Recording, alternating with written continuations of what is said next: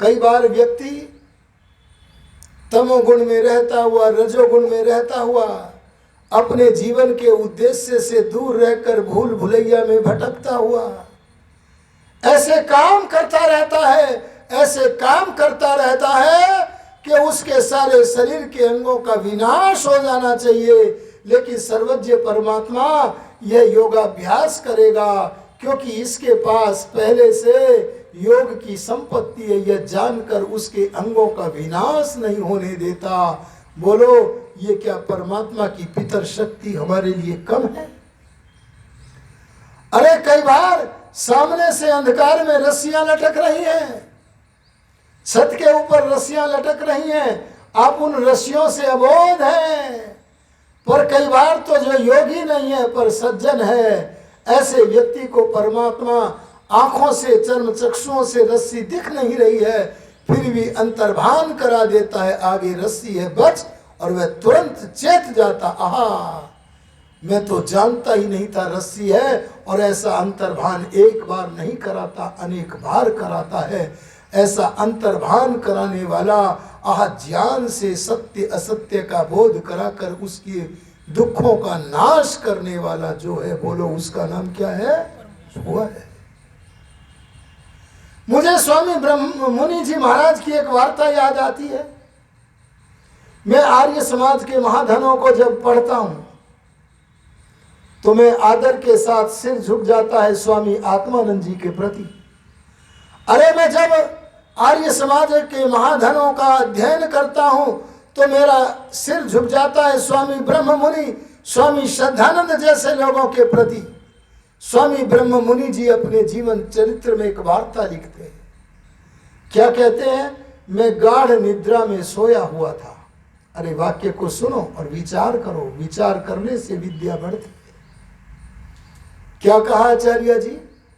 मैं गाढ़ निद्रा में सोया हुआ था। मैंने इस वाक्य का अर्थ विचार किया और मुझे विचार करने पर पता लगा अगर गाढ़ निद्रा में सो रहे थे तो शरीर भी सो रहा था। अरे बोलो, इंद्रियां भी सो रही थी और मन भी सो रहा था, बुद्धि सब सो रहे थे, सारे के सारे सो रहे हैं। लेकिन मैं गाढ़ निद्रा में हूं, सुषुप्ति में हूं, पर अंतर्यामी ने मुझे अंतर्भान करा दिया। मैं जगा, मेरा मुख कमल खिला और मैंने सोचा कैसे अंतर्भान हो गया। तब वे बोले, स्वामी ब्रह्म मुनि जी, योगी जी बोले, मेरे को अंतर्भान हुआ और अंतर्भान होते ही मैं जगा और मुझे अंतर्भान हुआ कि मेरे सिर के पीछे कोई जंतु है, कोई जीव है। और मैं टॉर्च रखता था, मैंने टॉर्च को उठाया अपने सिर की तरफ को। जब मैंने टॉर्च मारी तो देखा कि अरे मेरे शरीर के पास ही शेर खड़ा है। अरे बोलो, कौन खड़ा है? और मेरी टॉर्च को देख करके, सुन लो, मेरी टॉर्च को देख करके, प्रकाश को देख करके, एक तो ये कारण है, एक मैं अहिंसा को सिद्ध किए हुए व्यक्ति था, ये कारण है। इन दोनों कारणों से वो सिंह वहां से पलायन कर गया। बोलो, भगवान ने ज्ञान कराकर, अंतर्भान कराकर योगी राज ब्रह्म मुनि को दुखों से बचाया कि न बचाया? अरे बोलो ना। अरे भगवान कितनी बार बचाता है। आप लोगों को मैं एक वाक्य बोल गया अहिंसा का। यहां कई लोगों के मन में प्रश्न पैदा हो सकता है, क्या अहिंसा से सामने वाले के हिंसा के भाव हट जाते हैं? अरे बोलो, आपको क्या लगता है जी?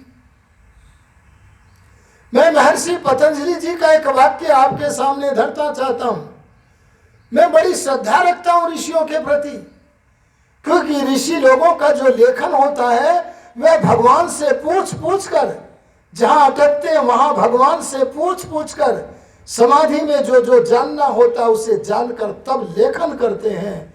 ऐसे महर्षि पतंजलि जी लिखते हैं, अहिंसा प्रतिष्ठायाम तत्सन्निधौ वैरत्यागः।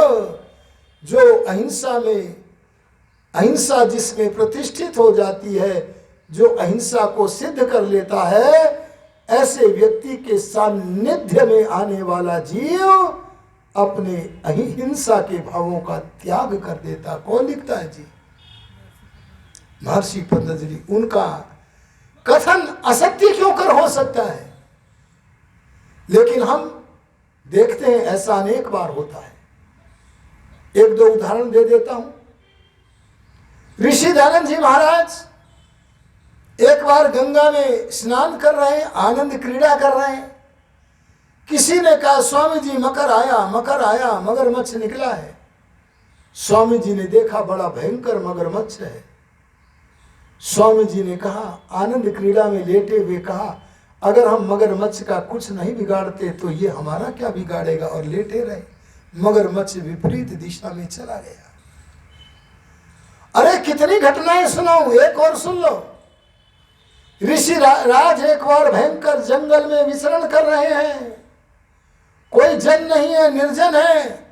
वहां पर उन्हें एक भयंकर सिंह दिखा, और जब शेर देखा तो अहिंसा सिद्ध महापुरुष दयानंद शेर की तरफ को निर्भीक होकर के चल पड़े। आहा, जो ही ऋषि दयानंद का सानिध्य उस हिंसक जंतु को प्राप्त हुआ, वो शेर अपने मार्ग को बदल करके वापिस लौट गया। ऐसे एक नहीं अनेक उदाहरण मैं आपके सामने लिखता हूं, जो महर्षि पतंजलि जी के वाक्य को सिद्ध करके हमारे सामने उपस्थित करते हैं। पर मैं जानता हूं आप मेरे सामने ऐसे उदाहरण भी प्रस्तुत कर सकते हैं जो इसके विरुद्ध भी है। अरे बोलो, है कि नहीं? आप कहेंगे अरे आप ये उदाहरण प्रस्तुत कर रहे हो, हम तो आपके सामने ऐसे उदाहरण भी प्रस्तुत कर सकते हैं जिन्हें अहिंसा सिद्ध है, लेकिन फिर भी उनके प्रति लोग हिंसा करते हैं। बोलो, करते हैं कि नहीं? आप और किसी का क्या, महर्षि दयानंद जी का ही उदाहरण ले लीजिए। महर्षि दयानंद जी को कितनी बार, अरे हमें तो फूलों की माला पहना देते हो। महर्षि दयानंद के पास कितनी बार पत्थर फेंके गए, अरे कितने अवाच्य कहे गए, कुवाच्य कहे गए। ध्यान देना, धूल फेंकी गई, सांप फेंके गए, कितना सारा उनके साथ हिंसा का भाव किया गया, जहर दिया गया, बारंबार दिया गया। आप कहेंगे जब अहिंसा सिद्ध थी तो हिंसक लोगों ने ऐसा क्यों किया? इसके पीछे एक कारण आपको समझाता हूं मैं, और वो कारण क्या है? जो हिंसक मनुष्य अहिंसक लोगों के संपर्क में नहीं आता। अरे बोलो, क्या कह दिया मैंने? जो क्रूर व्यक्ति अहिंसक व्यक्ति के समीप नहीं आता, वह दूर दूर से उसके प्रति वैर की भावना मन में धरता है। अगर वह समीपता को प्राप्त हो जाता है तो अनेक उदाहरण है कि उनके वैर चले गए, अनेक उदाहरण है। एक व्यक्ति लठ लेके आया ऋषि दयानंद के पास और आकर के कहता, ये लठ बोलो तुम्हारे सिर पर मारूं कि कहां मारूं? बोले क्या अपराध हुआ, क्यों मारना चाहते हो? तब बोले तुम मेरे भगवान का खंडन करते हो। बोले भद्र पुरुष यहां बैठो। ये तो मनोवैज्ञानिक थे, पहले उसको शीतलता प्रदान की। बोले सज्जन पुरुष यहां बैठो, और बैठ करके कहा आप परमात्मा को कैसे मानते हो, कैसा मानते हो? तब उसके मुख से वाक्य निकला, अरे वाक्य निकला, मैं तो परमात्मा को सच्चिदानंद मानता हूं। बस ऋषि दयानंद तुरंत बोले, इस वाक्य में परमात्मा को आपने चित स्वरूप कहा है, अरे चेतन कहा है। मैं दयानंद कभी भी चेतन स्वरूप परमात्मा का खंडन नहीं करता, क्योंकि मैं तो परम आस्तिक हूं। बस ये पता लगना था, उसने लठ को दूर फेंका और दयानंद योगी के चरणों में ओतप्रोत हो गया। सानिध्य में आकर ऋषि दयानंद की जो अहिंसा का आभा मंडल था वो उसे प्रभावित कर गया। उसके भीतर जो वैराग्नि जल रही थी वो दूर हो गई। लेकिन आप एक और उदाहरण प्रस्तुत कर सकते हैं, और वो क्या उदाहरण कर सकते हैं कि कई लोग ऐसे भी होते हैं जो संपर्क में होते हैं लेकिन वैर भाव, अरे बोलो, उनका भी छूटता। ये बात सब ऋषि मुनि जानते हैं, ये बात सब लोग जानते हैं कि कई लोग तो ऐसे क्रूर होते हैं, दुष्ट होते हैं, जो संपर्क में आने के बाद भी अपनी क्रूरता, अपने हिंसा के भाव को छोड़ते नहीं है। इसमें आर्यो एक दार्शनिक कारण है। अरे क्या कह दिया मैंने? एक दार्शनिक कारण है। और वो दार्शनिक कारण क्या है? कई बार योगी का आभा मंडल उस व्यक्ति के अंतःकरण को, जिसने अपने मन को इतना काला कर लिया है, इतना काला कर लिया है कि जिसे आगे का जीवन पशु का ही मिलना है, बहुत क्रूरता जिसके अंदर भरी पड़ी है, कई बार उसका सात्विक आभा मंडल उसको प्रभावित नहीं कर पाता। अगर ऐसा व्यक्ति सामने वाला है, उसके लिए वेदों ने राजनीति के नियम दूसरे बताए हैं। अरे जहां तो वेद योगियों के लिए उपदेश करता है, योस्मान द्वेष्टि यम वयम द्विष्मस्तम वोजम भेदद्मः, अगर तुम मेरे प्रति वैर की भावना रखते हो, मेरे प्रति द्वेष की भावना रखते हो, तो मैं तुम्हारे प्रति द्वेष की भावना रख के अपने अंतःकरण को कलुषित नहीं करूंगा। मैं तुम्हें भगवान के न्याय पर धर देता हूं। उसने भी क्षमा नहीं किया है, बल्कि भगवान के न्याय पर रखा है, क्योंकि क्षमा किया गया कर्म का फल नहीं होता, पर वो क्षमा कर रहा है। इसका यही अर्थ है कि मेरे मन में तुम्हारे प्रति रत्ती भर भी वैर की भावना, अरे बोलो, नहीं। तुम मेरे से निर्भय होकर के विचरण करो। अरे यही तो कहा था धौड़ मिश्र को, किसी को अपना पाप बताना मत, और लो ये कुछ पाथे के रूप में रुपए, और ये लेकर के देश छोड़ करके नेपाल चले जाओ। बोलो,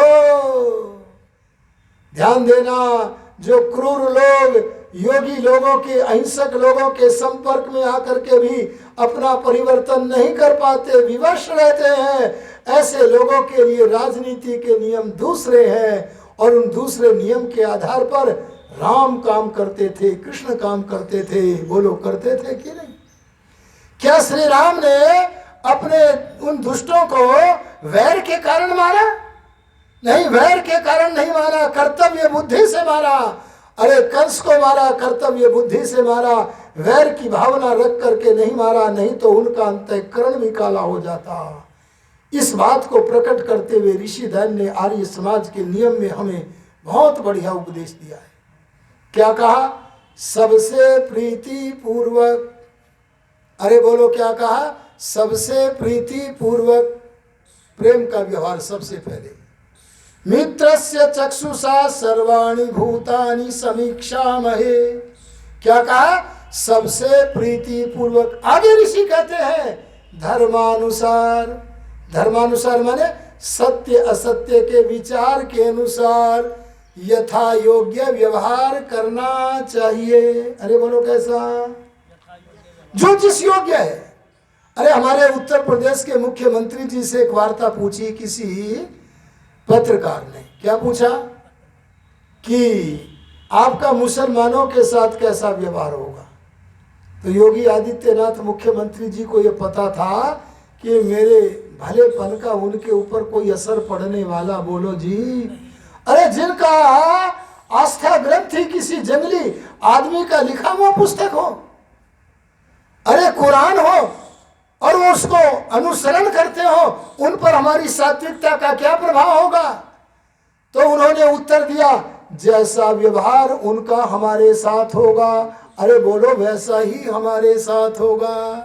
तो ऋषि दयानंद ने भी यही कहा, यथा योग्य व्यवहार करना चाहिए। मैं तो भुए शब्द के द्वारा केवल इतना कथन करना चाहता हूँ, कोरोना में लोगों को पता नहीं था, इलाज किया है, तमाम चले गए।